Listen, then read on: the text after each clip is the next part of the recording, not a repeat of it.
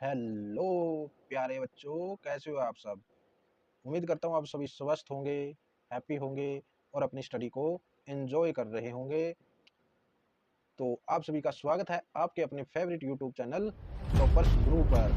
तो कैसे लगी आपको पिछली वीडियो 10th क्लास की। आई होप आपने एंजॉय किया होगा पहली क्लास को। तो अब हम आपके लिए लेकर आए हैं हमारी नेक्स्ट क्लास नंबर 2, कक्षा 10वीं की प्रश्नावली 1.1 का।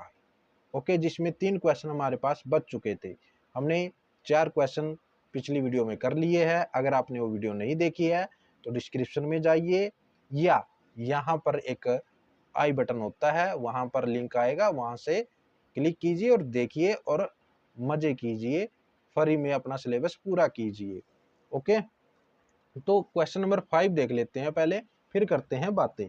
देखिए 5 क्वेश्चन में हमें बोल रहा है, 5th क्वेश्चन में जांच कीजिए कि क्या किसी प्राकृतिक संख्या n के लिए संख्या 6 की पावर n अंक 0 पर समाप्त हो सकती है,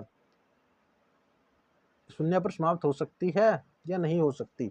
देखिए क्वेश्चन अगर आपको समझ में नहीं आया हो तो मैं आपको बता देता हूँ ये पूछना क्या चाह रहा है। बड़ा सिंपल साइज का क्वेश्चन है, बड़ा ही शरीफ ये बन रहा है।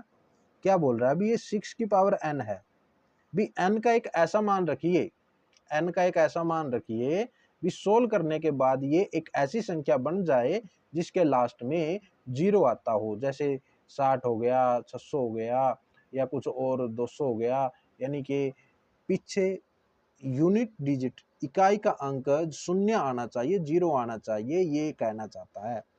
ओके, तो एक बात मेरी ध्यान से सुनिए, यदि कोई संख्या शून्य पर समाप्त होती है, यानी कि यदि किसी संख्या का यूनिट डिजिट इकाई का अंक 0 आ जाता है तो उसके अभाज्य गुणनखंडों में 2 व 5 किसी ना किसी रूप में होते जरूर है उसके गुणनखंड में। जैसे कोई भी संख्या उठा के देख लीजिए, जैसे मैंने 150 लिया, अगर आप इसके फैक्टर करोगे तो जैसे मैं करके ही दिखा देता हूँ आपको, 150 के फैक्टर करोगे तो आपको मिलेगा, देखिए 75 मिलेगा, और फिर ये 5 3 पे चलेगा, 25 या 75 होते हैं और 5।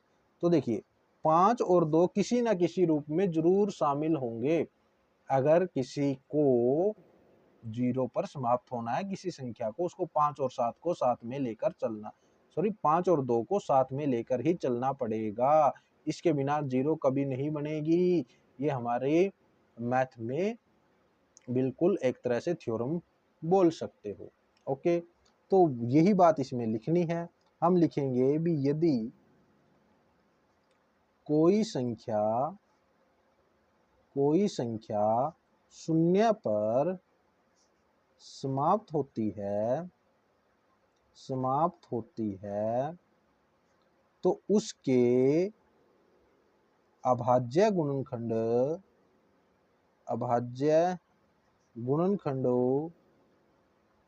गुणन कैसे आएंगे, गुणनखंड भूल गया मैं, कैसे आएंगे गुणनखंड लिखना, कैसे आएंगे बच्चों, लिख के दिखाना मुझे, गुणनखंड कैसे लिखेंगे, मैं भूल गया। गुणनखंडों में 2 की पावर m 5 की पावर n जरूर होंगे। कैसे भी लिख सकते हो आप, जरूरी है, गुणनखंडों में होना जरूरी है। लेकिन अगर हम 6 की पावर n के गुणनखंड करते हैं तो ये हमें मिलेगा 2 की पावर 3 की n, ऐसे। अब हमारी जो आधारभूत प्रमेय है, फंडामेंटल जो थ्योरम है अर्थमेटिक की, वो ये बोलती है भी इसमें ना तो दो तो आ गया, 5 बिल्कुल भी नहीं आ सकता। ठीक है, 5 बिल्कुल भी नहीं आ सकता, 2 और 3 के अलावा इसके कोई और गुणनखंड बन ही नहीं सकते।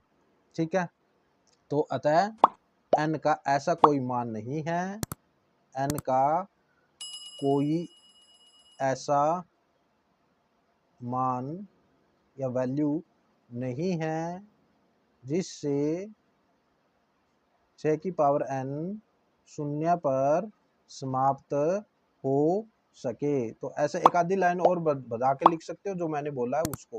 ओके, तो इस तरह से आपको लिखना है, तो ज़्यादा इसमें टेंशन नहीं लेनी है। ठीक है, बिल्कुल छोटा सा क्वेश्चन था ये। ठीक है, उसके बाद सिक्स्थ क्वेश्चन में हमें दो संख्याएं दी है। एक दी है हमें 7 गुणा में 11 गुणा में 13 प्लस 13। ठीक है, और एक संख्या हमें दूसरी दी है, वो दी है 7 गुणा में 6 गुणा में 5 गुणा में 4 गुणा में 3 गुणा में 2 गुणा में 1 प्लस में 5, और हमसे पूछ रहा है ये भाज्य क्यों है। ठीक है, कंपोजिट नंबर क्यों है ये। अब जब ये इतनी सारे की गुणा करोगे आपस में तो भाज्य नहीं होगी तो क्या होगी ये। तो देखिए बता देते हैं हमें क्या है। तो देखिए यहाँ पर एक पार्ट तो इस संख्या का ये है और एक पार्ट ये है। देखिए अगर बीच में प्लस या माइनस है तो समझ लीजिए उसके दो पार्ट बन चुके हैं। तो एक पार्ट यहाँ पर है, एक पार्ट यहाँ है, तो दोनों में 13 कॉमन है ना, तो 13 यहाँ से कॉमन लीजिए। तो 7 गुणा में 11 गुणा में यहाँ पर 1 बचेगा और प्लस में 1। अब देखिए क्या बोला, ये जो संख्या है बनेगी ये 13 से गुणा करके बनेगी कि नहीं बनेगी। तो 13 इसको डिवाइड कर देगा कि नहीं कर देगा। तो क्योंकि ये संख्या 13 से विभाजित है, क्योंकि यह 13 से विभाजित है इसलिए क्या है, भाज्य है। ठीक है, पूरा लिख दीजिए। उसके बाद जब इसमें एक पार्ट ये देखोगे और एक पार्ट ये देखोगे तो यहाँ पर 5 कॉमन है तो 5 कॉमन ले लिया। तो 7 गुणा में 6 गुणा, इस एक को लिखने की कोई जरूरत नहीं है। 3 गुणा में 2, इस एक को भी लिखने की कोई जरूरत नहीं है, प्लस में 1, प्लस वाला एक जरूर लिखना है। तब देखिए ये जो संख्या बनेगी इसकी 5 से गुणा होगी, और 5 से गुणा होगी तो वो संख्या 5 से डिवाइड भी होगी। तो 5 से विभाजित है, तो इसलिए क्या है, भाज्य है। या आप ऐसे भी लिख सकते हो क्योंकि इसके 2 से ज्यादा गुणनखंड है, एक तो खुद संख्या और एक 13। ठीक है, और यहाँ पर 5, तो इसके इन संख्याओं के 2 से अधिक गुणनखंड है, इसलिए दोनों संख्याएं क्या है, ये भाज्य संख्याएं कहलाएंगी। क्लियर। क्वेश्चन नंबर 7 थोड़ा बड़ा है, पढ़िए बच्चों, पढ़ के देखिए, थोड़ा बड़ा है, मैं छोटा में शॉर्ट करके समझा देता हूँ। एक कोई खेल का मैदान है जो कि बिल्कुल गोल है। दो बच्चे हैं, एक का नाम क्या है, एक का नाम है रवि और एक का नाम है सोनिया। अगर इन दोनों को इसका चक्कर लगाना हो तो सोनिया को लगते हैं 18 मिनट, रवि को लगते हैं 12 मिनट। तो मान लीजिए दोनों एक ही स्थान पर एक ही समय पर चलना प्रारंभ करते हैं, एक ही दिशा में चलते हैं, तो वो जब अपनी स्पीड से चलते हैं तो पुनः प्रारंभिक स्थान पर कब मिलेंगे। तो जब ऐसा क्वेश्चन आ जाए आपके सामने, पुनः मिलने का जो समय है उसमें क्या कर दीजिए, आप उनका एलसीएम निकाल दीजिए। पुनः प्रारंभिक स्थान पर मिलने का समय,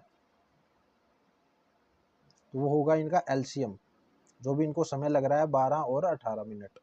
ठीक है, तो इनका एलसीएम मुझे निकाल के बताइए, मेरे हिसाब से 36 मिनट आएगा। ठीक है, आप इसको निकाल के देखिएगा।